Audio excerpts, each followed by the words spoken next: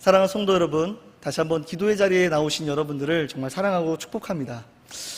여러분은 지금 어떤 기도 제목을 가지고 오늘 이 시간이 기도 철야 예배 가운데 나아오셨습니까? 우리가 보통 하나님께 나아갈 때 되게 문제를 안고 하나님 앞에 나아갈 때가 많죠. 왜냐하면 우리의 삶 가운데 너무나 많은 문제들이 우리의 삶에 찾아오기 때문입니다. 주님, 이것 좀 해결해 주십시오. 저 문제 좀 풀어 주십시오. 나의 이 상황을 좀 바꿔 주십시오. 나의 형편을 좀 나아지게 하여 주십시오. 그런데 사랑하는 여러분, 오늘 본문에서 우리에게 아주 중요한 사실을 저에게 보여주고 있습니다. 우리는 문제를 들고 예수님께 나아가지만 여러분, 예수님은요, 우리가 붙들고 온 그런 문제보다 더 깊은 곳을 보고 계신다라는 사실입니다. 우리는 당장 답을 원하죠. 그런데 주님은 우리의 영혼의 뿌리를 만지기를 원하십니다. 우리는 눈앞에 변화를 원하는데 주님께서는 우리의 존재의 가장 깊은 문제를 먼저 다루기를 원하신다라는 사실입니다. 여러분, 그래서 오늘 이 밤에 우리 모두가 이 질문 앞에 한번 서보기를 원합니다. 나는 지금 예수님께 무엇을 구하고 있는가? 나는 예수님을 어떤 분으로 알고 있는가? 여러분, 우리가 이 질문을 마음에 품고 한번 본문을 살펴보도록 하겠습니다. 오늘 본문을 보면 예수님께서 가버나움으로 다시 오셨습니다. 여러분, 가버나움에 대해서 아십니까? 예수님의 공생의 살기 기간 중에서 대부분의 많은 시간을 보냈던 곳이 바로 이 가버나움이었습니다. 그런데 집에 계시다라는 소문이 퍼지자 여러분, 많은 사람들이 몰려오기 시작을 합니다. 성경은 문 앞에서도 들어설 자리가 없을 만큼 사람들이 가득했다라고 여러분 그렇게 기록을 하고 있습니다. 그리고 예수님은 바로 그 자리에서 말씀을 전하고 계셨습니다. 여러분, 우리는 이 장면에서 먼저 놓치지 말아야 할 것이 한 가지가 있습니다. 여러분, 사람들은 기적을 기대했을지 모릅니다. 병 고침을 기대했을지도 모르죠. 여러분, 그런데 예수님은 먼저 무엇을 하고 계셨다라고 말씀을 하시죠? 말씀을 전하고 계시다라고 그렇게 성경은 기록을 하고 있습니다. 여러분, 주님은 사람의 아픔을 모르셔서가 아닙니다. 우리의 형편을 외면하셔서도 아닙니다.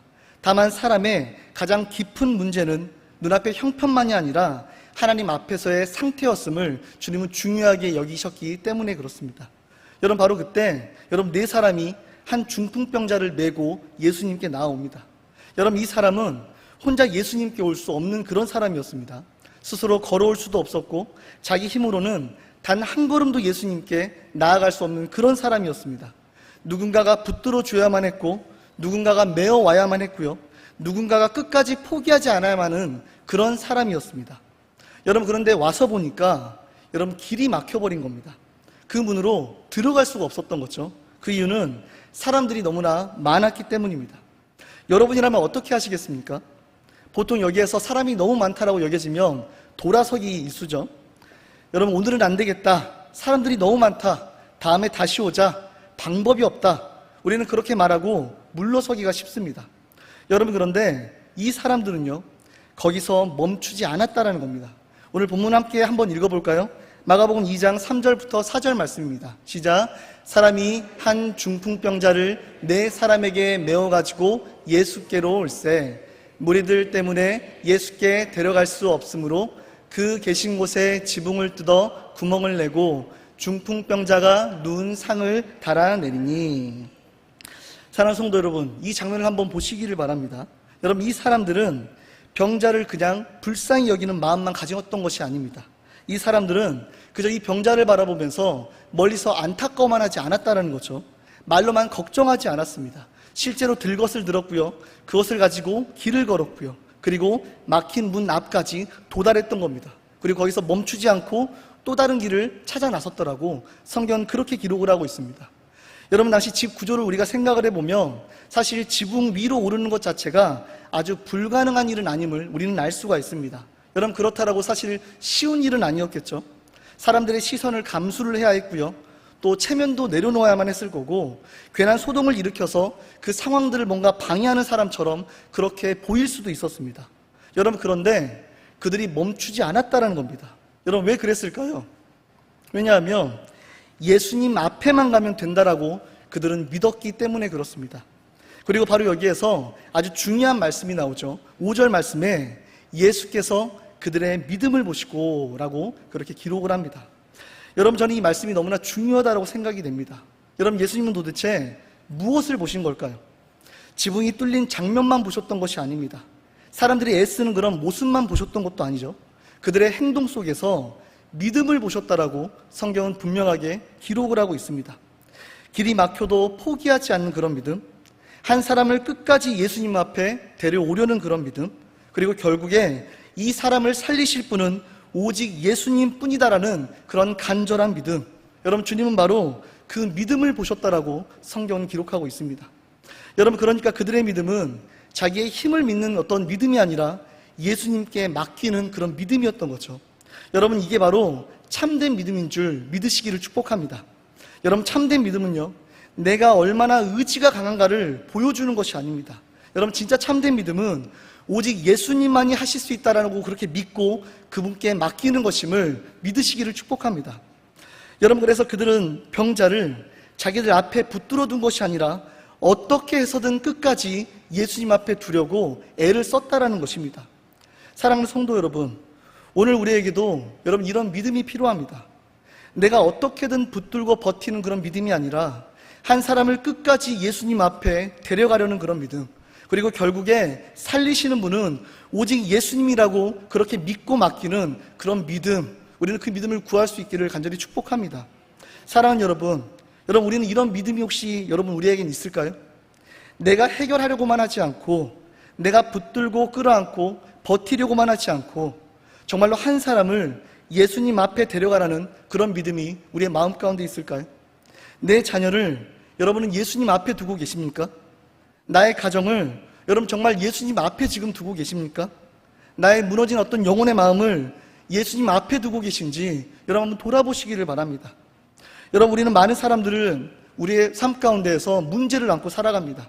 그러나 믿음은요, 문제를 그리고 사람을 예수님 앞에 두는 것임을 여러분 기억하시기를 바랍니다. 많은 사람은 답을 자기 안에서 찾으려고만 합니다. 그러나 믿음은요, 오직 예수님만이 하실 수 있다라고 그렇게 고백하는 것임을 기억하시기를 예수님의 이름으로 축복합니다. 여러분, 그런데 오늘 본문은요, 여러분 여기에서 끝나지를 않습니다. 오히려 이제부터가 진짜 본문의 중심입니다. 우리 성경을 다시 보겠습니다. 마가복음 2장 5절 말씀을 보면 예수께서 그들의 믿음을 보시고 중풍병자에게 이르시되 작은 자야 내 죄사함을 받았느니라 하시니. 여러분, 이 고백은요 굉장히 충격적인 고백입니다. 우리는 당연히 예수님은 먼저 병을 고쳐주실 줄 압니다. 일어나라, 걸어가라, 너가 낫게 되었다. 여러분, 우리는 이런 말씀이 먼저 나올 줄 알죠. 그런데 예수님은 먼저 이렇게 말씀하셨다라는 겁니다. 작은 자야 내 죄사함을 받았느니라 하시니. 여러분, 왜 이렇게 예수님이 먼저 고백하셨을까요?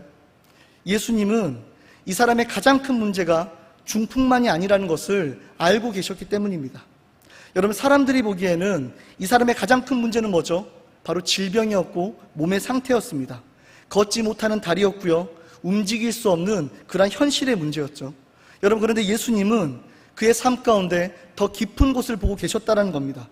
겉으로 드러나는 문제보다 더 깊은 문제, 바로 죄의 문제를 예수님은 보고 계셨다는 거죠. 여러분, 시편은 우리에게 이렇게 이야기를 합니다. 시편 32편 말씀을 보면 허물의 사함을 받고 자신의 죄가 가려진 자는 복이 있도다. 여러분, 성경은 복을 말할 때 먼저 죄 사함을 우리에게 말하고 있습니다.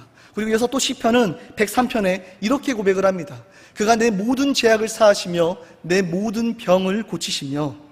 여러분, 하나님은 우리의 병도 아시고 우리의 고통도 아시고 우리의 삶의 상처도 아십니다. 여러분, 그러나 성경은요 분명하게 우리에게 말을 해줍니다. 하나님은 인간의 문제를 다루실 때 여러분 그 무엇보다 죄의 문제를 가장 먼저 다루신다라는 그런 사실입니다. 여러분, 이 사실을 믿으십니까? 사랑하는 여러분, 우리는 늘 겉문제를 먼저 가지고 하나님께 나올 때가 많죠. 주님, 이 형편을 좀 바꿔주십시오. 이 문제를 좀 해결해 주십시오. 나의 답답한 상황을 좀 풀어주십시오. 여러분, 그런데 오늘 본문은 우리에게 이렇게 묻고 있습니다. 너의 가장 큰 문제는 정말 그것뿐이냐? 너는 하나님 앞에서 정말 어떤 상태이냐? 너는 죄사함이 필요한 존재라는 사실을 정말 인정하고 있느냐? 여러분, 친구들의 믿음이 귀한 이유는요, 여러분 바로 여기에 있습니다. 여러분, 그들은 한 사람을 단지 병고침의 자리로만 데려간 것이 아니었다는 겁니다. 여러분, 결과적으로 보면 그 사람을 죄사함의 자리, 그리고 복음의 자리, 예수님의 말씀이 떨어지는 자리로 그들이 데려갔다라는 것입니다.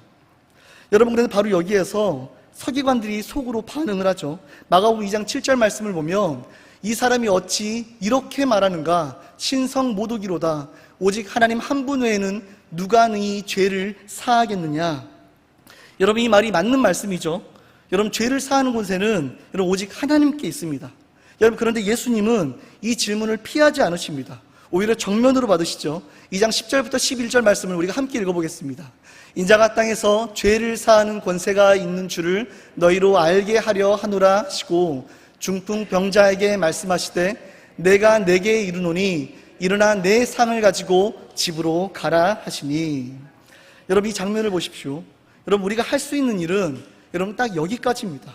여러분, 우리는 사람을 데려올 뿐이지만 예수님은요 그의 영혼을 살려내십니다. 여러분, 우리는 막힌 길 앞에서 지붕을 뜯을 수는 있지만 예수님은요 마음의 문을 열고 우리의 죄를 사해 주신다라는 것입니다. 여러분, 우리는 데려갈 수 있습니다. 우리는 붙들 수 있죠. 또 때로는 우리는 포기하지 않을 수도 있습니다. 여러분, 그러나 진짜 일을 하시는 분은 따로 계시다라는 거죠.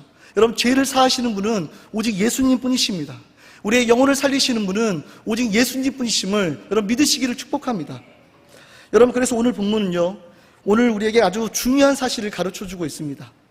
여러분, 친구들의 믿음이 너무나 귀하죠. 여러분, 그러나 본문의 중심은요 친구들이 아닙니다. 중풍병자의 절망도 너무나 커 보입니다. 여러분, 그러나 본문의 중심은 그 병자도 아닙니다. 여러분, 오늘 본문의 진짜 중심은요 그 지붕 아래 계신 예수님이 누구신가 하는 것입니다. 여러분, 그분은 단지 병만 고치시는 분이 아니십니다. 그분은 죄를 사하시고 사람의 뿌리부터 새롭게 하시는 하나님의 아들이심을 오늘 성경을 통해 우리에게 선포하고 계신다는 그 사실입니다.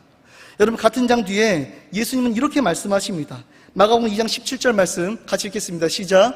예수께서 들으시고 그들에게 이르시되 건강한 자에게는 의사가 쓸데없고 병든 자에게래야 쓸데가 있느니라.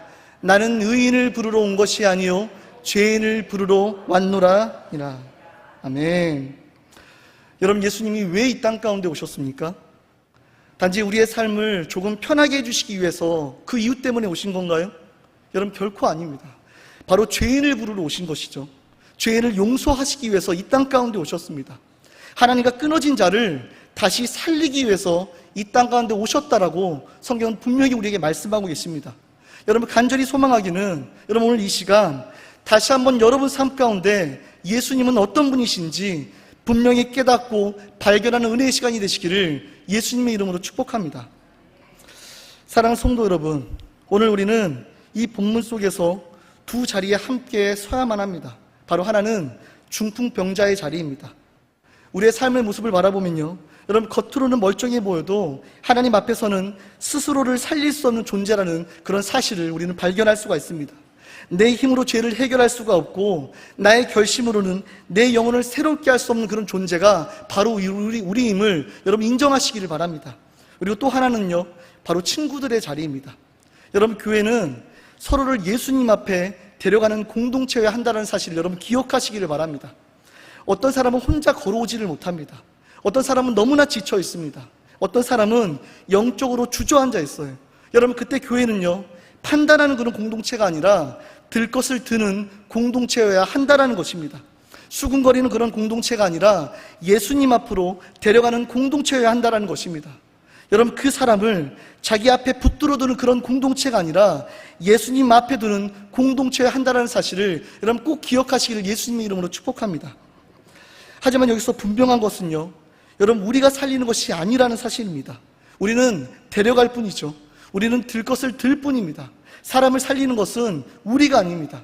무너진 영혼을 일으키시고 살리시는 분은 오직 예수님 뿐이심을 믿으시기를 예수님의 이름으로 축복합니다.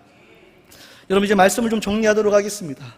여러분, 오늘 본문은 단순히 지붕을 뜯은 그런 사람의 열심을 감동적으로 보여주는 여러분 그런 스토리가 아닙니다.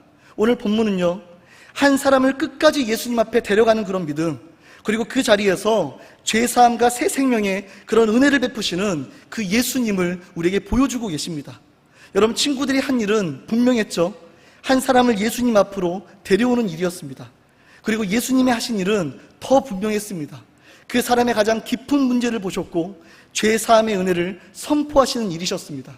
사랑하는 성도 여러분, 오늘 우리에게 필요한 것은 여러분 대단한 믿음의 결단이 아닙니다. 오늘 우리에게 필요한 것은 나는 안 됩니다. 오직 주님만이 하실 수 있습니다. 이 고백을 가지고 나 자신을 그리고 내 가정을 내가 품고 있는 그런 영혼들을 예수님 앞에 두는 것임을 여러분 기억하시기를 바랍니다. 여러분 삶에도 아마 막힌 문들이 있으실 겁니다. 기도를 해도 잘 열리지 않는 문도 있을 거고요. 애써서 아무리 노력을 해도 움직이지 않는 그런 사람들이 있을 거고요. 나의 힘으로는 정말 어찌할 수 없는 그런 절망이 우리 앞에 있을지도 모릅니다.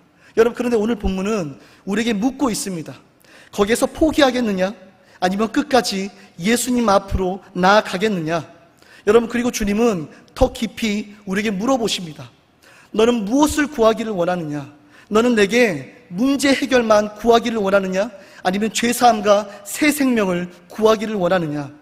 사랑하는 성도 여러분, 오늘 밤 우리가 뜯어야 할 지붕은 여러분 흙지붕이 아닐 수 있습니다. 우리의 체면의 지붕일 수도 있고요, 우리 자기의 의의 지붕일 수도 있고요, 종교적 익숙함의 지붕일 수도 있습니다. 아니면 나는 괜찮다라고 버티는 그런 마음의 완고함의 그런 지붕일 수도 모릅니다. 여러분, 그러나 분명한 것은요, 우리가 그 지붕을 뜯지 않으면 여러분 우리는 예배당 가까이에 있으면서도 예수님 앞으로는 결코 내려가지 못할지도 모른다라는 사실입니다. 교회는 다니지만 복음의 중심에는 닿지 못할지도 모릅니다. 우리가 신앙생활을 하지만 여전히 죄의 문제를 붙든 채 그렇게 살아갈지도 모릅니다. 여러분, 그러므로 오늘 밤 여러분 그 지붕을 뜯어내시기를 예수님의 이름으로 축복합니다. 여러분 마음 가운데 있는 형식의 지붕을 뜯어내십시오. 체면의 지붕을 뜯어내시고 자기 합리화의 지붕을 뜯어내시고 그리고 그 마음 붙들고 예수님 앞으로 나아가시기를 주님의 이름으로 축복합니다. 여러분을 정말로 살리는 것은 여러분의 결심이 아니고 여러분의 눈물도 아니고 여러분의 열심 자체도 아닙니다. 여러분을 오직 살리시는 분은 오늘도 우리의 삶 가운데 말씀하시며 우리의 삶에 역사하시는 오직 예수님 분이심을 믿으시기를 주님의 이름으로 축복합니다. 주님은 오늘 우리에게 말씀하십니다. 작은 자야, 내 죄사함을 받았느니라. 여러분, 우리가 이 말씀을 주님 앞에서 들을 때 여러분 사람들은 살아나기 시작을 합니다. 영혼들이 일어나기 시작을 하고요, 죄인이 소망을 얻게 됩니다. 그리고 무너진 인생이 다시 일어나게 됨을 믿으시기를 주님의 이름으로 축복합니다. 여러분, 그러므로 오늘 이 금요일 밤에 여러분 조용히 앉아만 있지 마시기를 바랍니다. 예배를 드렸다라는 그런 만족으로 끝내지를 마시기를 바랍니다.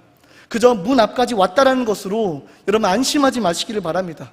오늘 그 마음 붙들고 예수님 앞으로 내려가시기를 바랍니다. 죄사함을 구하시고 새 생명을 주님 앞에 구하시기를 바랍니다.